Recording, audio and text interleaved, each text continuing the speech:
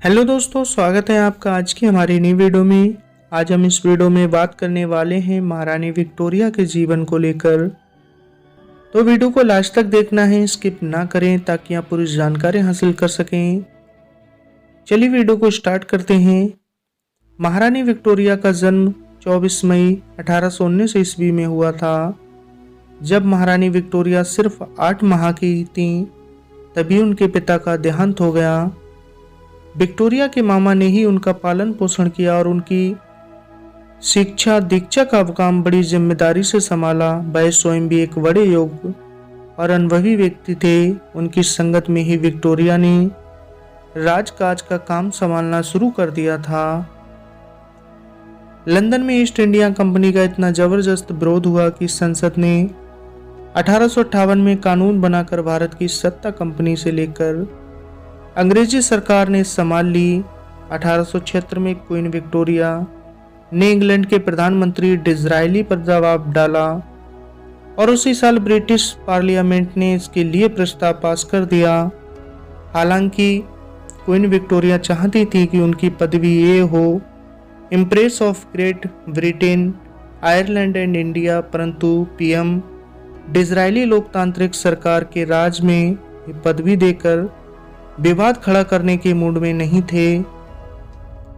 इसलिए डिज़रायली ने queen Victoria को इस बात के लिए राजी किया कि वो पदवी केवल इंडिया तक सीमित रहे और बाकायदा कानून बनाकर उसे संसद में पास किया गया। हालांकि इस बात पर क्वीन के कई करीबियों ने डिबेट की कि क्वीन के बजाय एम्प्रेस की पदवी दी जाए, क्योंकि वो एम्परर सम्राट का फीमेल वर्जन था। क्वीन विक्टोरिया अपने आप को सम्राट की तरह देखना चाहती थी, न कि क्वीन की तरह। इसके लिए विक्टोरिया ने बड़ी तैयारी की।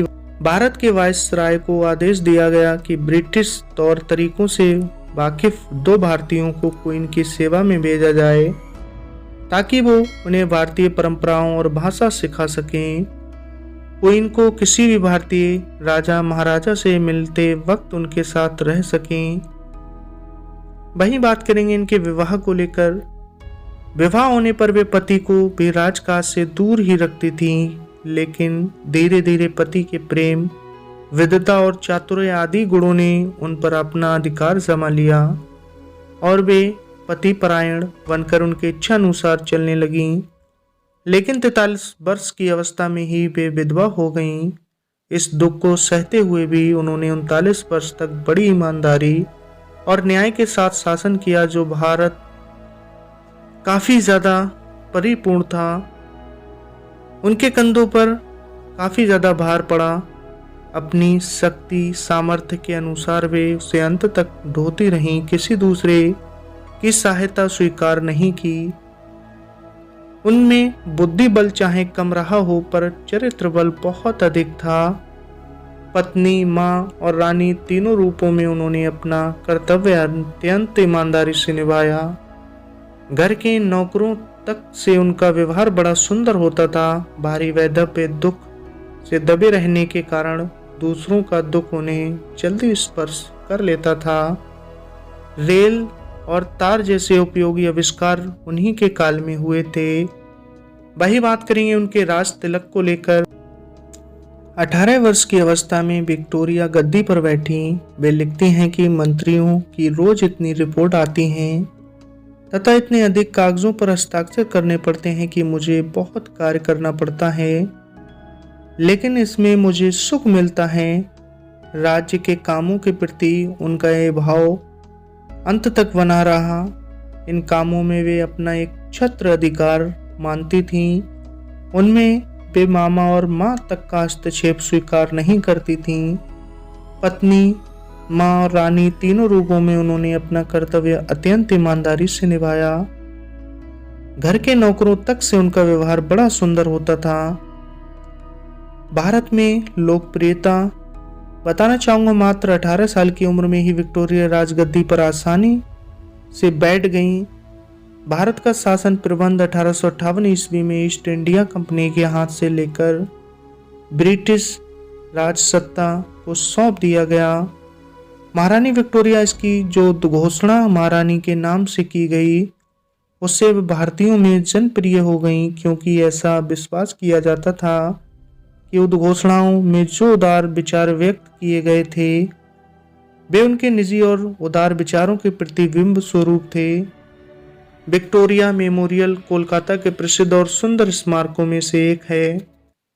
इसका निर्माण 1906 और 1921 के बीच भारत में रानी विक्टोरिया के 25 वर्ष के शासनकाल के पूरा होने के अवसर पर किया गया था। साल 1857 में सिपाहियों की बगावत के बाद ब्रिटिश सरकार ने देश के नियंत्रण का कार्य प्रत्यक्ष रूप से ले लिया और 1876 में ब्रिटिश संसद ने विक्टोरिया को भारत की शासक घोषित किया। उनका कार्यकाल 1901 में उनकी मृत्यु के साथ ही समाप्त हुआ था। विक्टोरिया मेमोरियल भारत में ब्रिटिश राज की याद दिलाने वाला संभवतः सबसे भव्य भवन है। ये विशाल सफेद संगमरमर से बना संग्रहालय राजस्थान के मकराना से लाए गए संगमरमर से निर्मित है और इसमें भारत पर शासन करने वाली ब्रिटिश राजशाही की अवधि के अवशेषों का एक बड़ा संग्रह रखा गया है। संग्रहालय का विशाल गुंबद 4 सहायक अष्टभुजी गुंबद नुमा छतरियों से घिरा हुआ है। इसके ऊंचे खंभे, छतें और गुंबददार कोने वास्तुकला की भव्यता की कहानी कहते हैं। यह मेमोरियल 338 फीट लंबे और 22 फीट चौड़े स्थान में निर्मित भवन के साथ 64 एकड़ भूमि पर बनाया गया।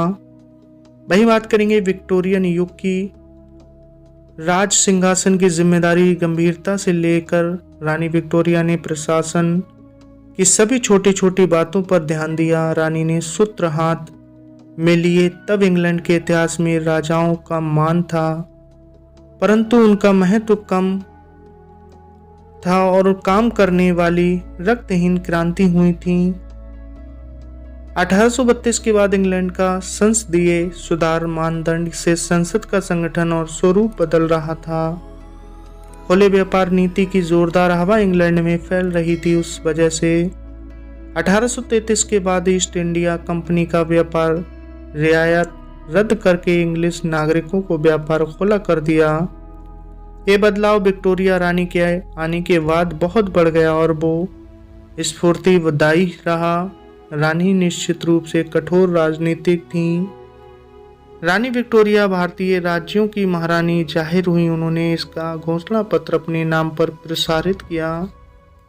ये घोषणा पत्र आगे भारत में ब्रिटिश राज का स्तंभ बना। अफ्रीका खंड के इजिप्ट, सूडान, नाताल, दक्षिण अफ्रीका आदि महत्वपूर्ण प्रांत उनके साम्राज्य के नीचे आए थे।